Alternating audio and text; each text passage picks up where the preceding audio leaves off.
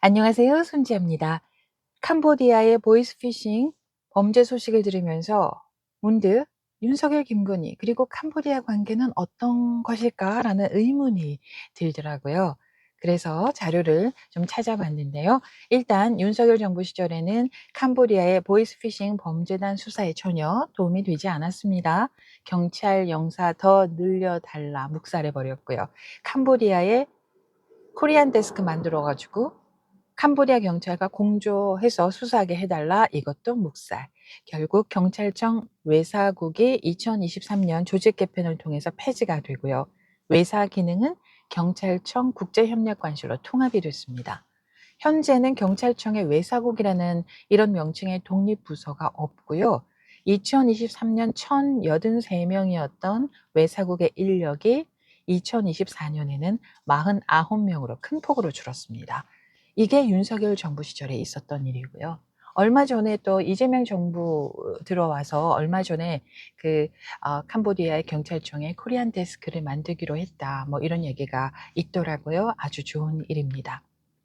사실 윤석열 정부 이전에는 우리가 캄보디아에 크게 그렇게 관심이 없지 않았나요? 그죠? 별로 없었어요.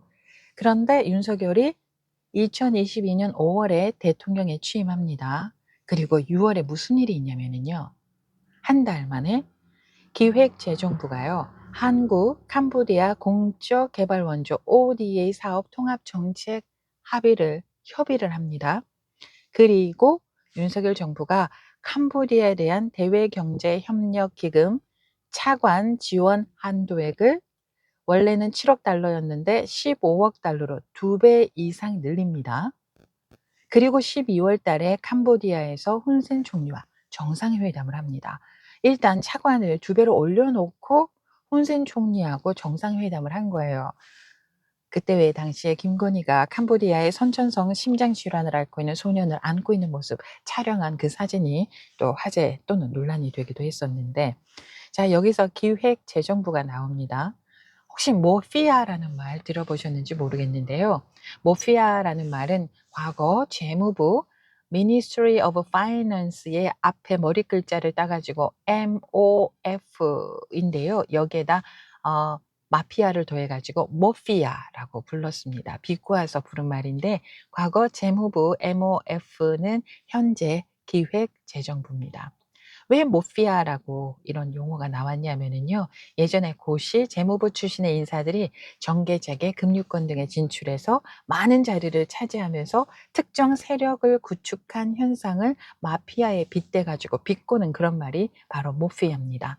기재부 출신들은 서로 밀어주고 끌어주고 당기고, 경제부총리를 비롯해서 경제부처 장관, 청와대 정책실 경제수석 이런 자리를 차지했고요.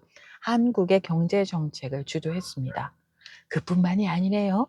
경제 금융 관련 공기업 단체 수장과 민간의 금융지주 회장 자리까지 싹쓸이하다시피 해왔답니다.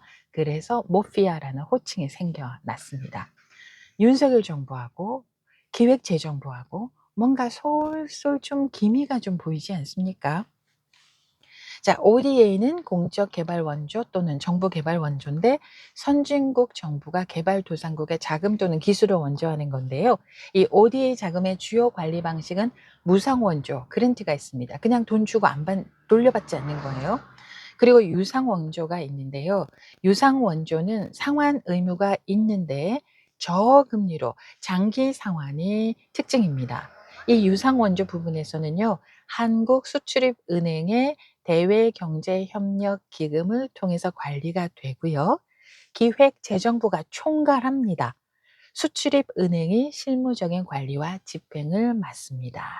자, 이 자금을 투명하게 관리하지 않으면 어떻게 될까요? 기획재정부하고 윤석열 정부, 김건희 이렇게 만약에 엮여 있다라면 이게 어떻게 되는 걸까요? 자, 여기서 또 통일교가 등장합니다.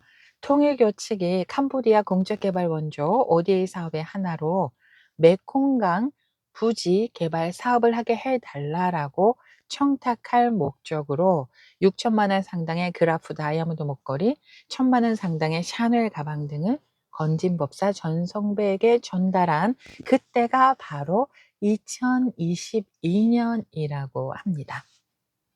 자, 여기서 또 참고로요. 윤석열 정부가 2024년 5월에는 캄보디아에게 주는 공적 개발 원조 기금을 30억 달러까지 늘렸습니다. 불과 2년 만에 4배 이상 늘어난 건데요. 이거 이상하지 않습니까? 자, 그리고 2023년이 됩니다. 도이치모터스 주가 조작 사건 너무나 잘 아시죠? 그 도이치모터스의 자회사가요, 캄보디아의 한 대출은행을 인수했다고 합니다. 자, 다시 ODA 원조 자금 가운데 유상 원조는 기획재정부가 총괄을 하고 수출입은행이 실무적인 관리와 집행을 맡는다라고 했는데, 그러면 수출입은행이 필요한 거네요. 그죠? 자, 지난 7월 31일에 일요신문이 단독으로 보도한 내용인데요. 헤드라인이 이렇습니다. 단독 달고요. 그 도이치 자회사 도이치 파이낸셜 2023년 캄보디아 BAMC 인수의 몰빵이라고 되어 있어요. 몰빵. 기사 내용을 보면은 도이치모터스가 2023년 3월에 이사회에서 캄보디아의 BAMC 파이낸스의 지분을 사자라고 의결을 하고요. 2024년 12월에 드디어 캄보디아의 금융회사 BAMC 파이낸스를 인수를 했습니다. 자, 이 도이치모터스의 자회사 계열사가 14군데나 있대요. 와, 그런데 해외에 있는 자회사가 딱 한 군데인데 그게 바로 캄보디아의 수도 프놈펜에 있는 금융 여신 기업인 BAMC입니다. 자, 여기서 여신이라고 하면은요, 대출을 포함해서 지급 보증, 신용 공여 투자, 외국환 관계 여신, 무신용장, 수출, 환어음, 매입 등을 포함하는 넓은 개념입니다. 자, 일요신문의 취재를 종합하면은요, 2023년 도이치모터스 이사회에서 캄보디아의 BAMC 인수를 결정한 다음에 무슨 일이 있었냐면은 BAMC에서 2019년부터 최고 경영자 CEO를 지낸 한국인입니다. 한국인 강모 씨가 이 CEO직은 유지를 하되 그때까지 갖고 있었던 지분 2.19%, 그 전량을 다 내놓습니다. 그리고 이 BAMC의 97.81%의 지분을 갖고 있었던 피넛 콤보 코퍼레이션이, 그러니까 최대 주주, 주인이라고 할 수 있죠. 이 피넛 콤보 코퍼레이션이 갖고 있었던 97.81%의 지분을 모두 매각합니다. 그래서 현재 도이치 파이낸셜이 지분을 99.1% 갖고 있고요. 전 도이치모터스의 대표였던 권오수의 아들 권형민 대표가 0.90% 지분을 갖게 됐습니다. 자, 여기서 캄보디아의 금융여신 기업인 BAMC의 CEO가 한국인 강모 씨인데요. 이 강모 씨는 2013년부터 2018년까지 캄보디아 PPC 뱅크의 전무를 지냈는데, 자, PPC 뱅크는 한국의 현대 스위스 저축은행이 그 PPC 은행을 갖고 있었다고 합니다. 현대 스위스 저축은행은 현재의 SBI 저축은행이라고 하네요. 현재의 SBI 저축은행, 현대 스위스 저축은행이 캄보디아 PPC 뱅크를 갖고 있다가 2016년에 JB 금융그룹 손자회사에 편입이 됐습니다. JB 금융그룹은요, 전북은행, 광주은행을 갖고 있고요. 자, 캄보디아 보이스피싱 관련한 범죄와 연관이 있는 프린스 그룹 많이 들어보셨잖아요. 이 프린스 그룹이 전북은행, 국민은행, 신한은행, 우리은행 이렇게 4개 은행, 캄보디아 현지 법인 은행이 프린스 그룹의 예금 이자로만 모두 14억 5,400만 원을 지급했다라고 하고요. 그리고 이들 은행의 프린스그룹 자금 911억 7,500만 원이 예치가 되어 있었는데 국제 제재에 따라서 은행들이 자체 동결해 놓은 상태입니다.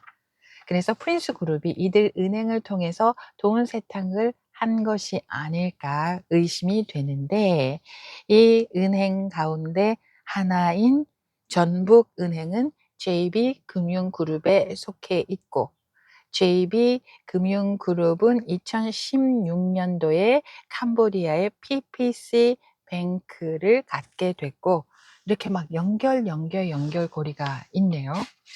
자, 그리고요, BAMC, 캄보디아의 BAMC는 또 2023년 9월에 새로운 이사회 의장으로 윤모 씨를 선임을 했어요. 그런데 일요신문이 확인을 해보니까 윤모 씨는 군 출신입니다. 군 출신. 2023년 8월 31일에 중령으로 전역을 하자마자 캄보디아로 가서 바로 그 다음날 BAMC 이사회 의장이 됩니다.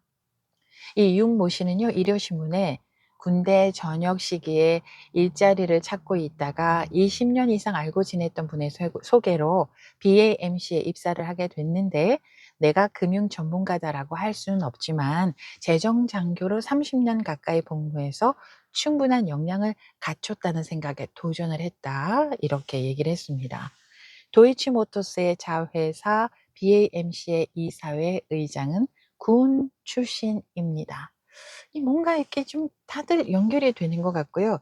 그리고 또 하나는 도이치모터스의 실제 주인은 최은순이다, 이런 말도 있어요. 뭐 확인은 안 됐지만 그런 소문들이 있었답니다.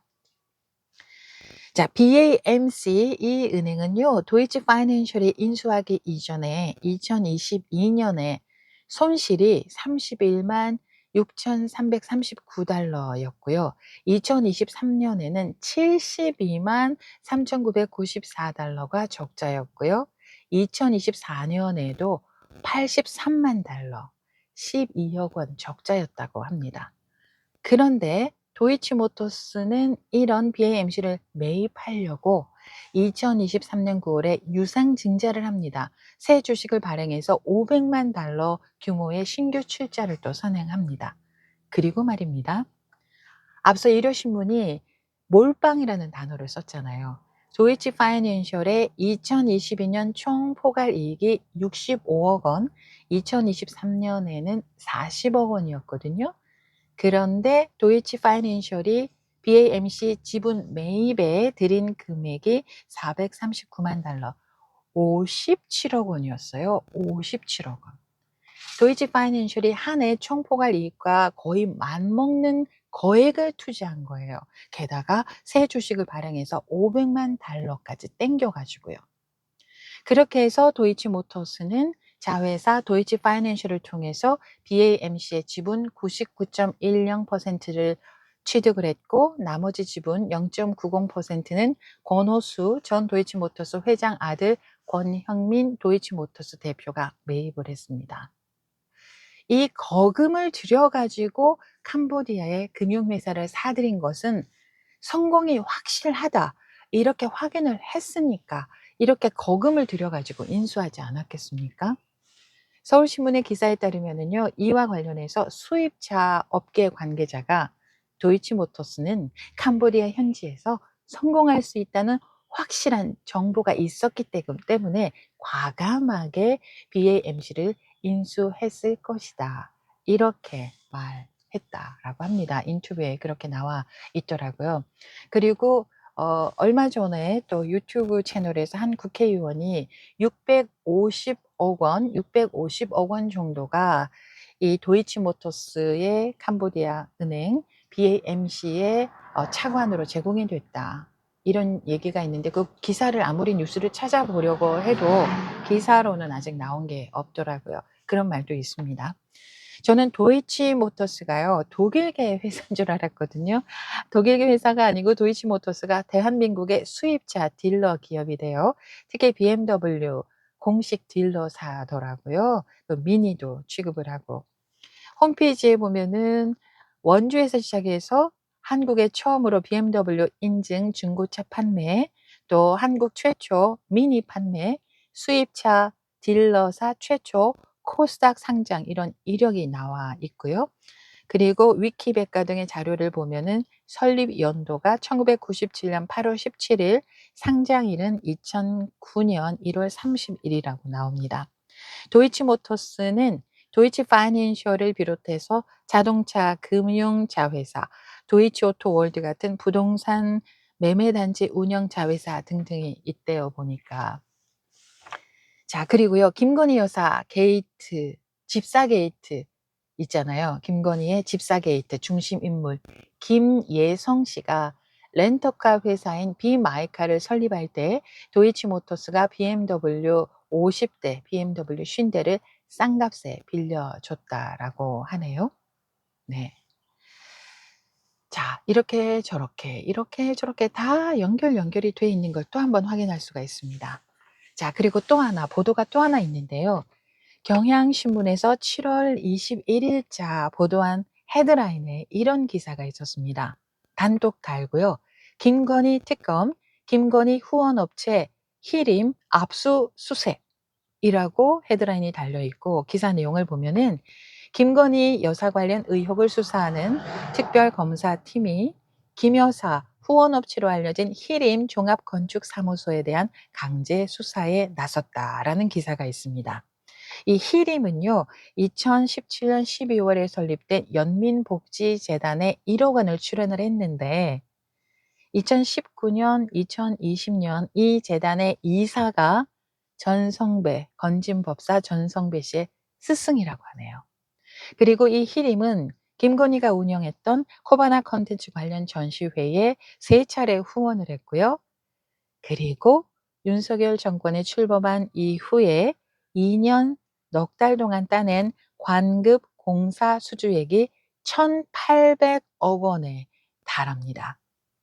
이 1,800억 원에 달하는 관급 공사 수주액은요, 윤석열 전 대통령이 취임하기 전에 3년 석 달 동안 체결한 금액의 무려 3배가 넘는 규모입니다. 정말 김건희를 중심으로 해서 얽히고 설키고 정말 너무 대단하지 않습니까? 앞으로도 또 어떤 일들이 어떻게 알려지게 될까요? 어쨌거나 이런 것들이 다 드러나서 제대로 처벌, 처단을 받을 수 있길 정말 바랍니다. 여기까지입니다. 고맙습니다.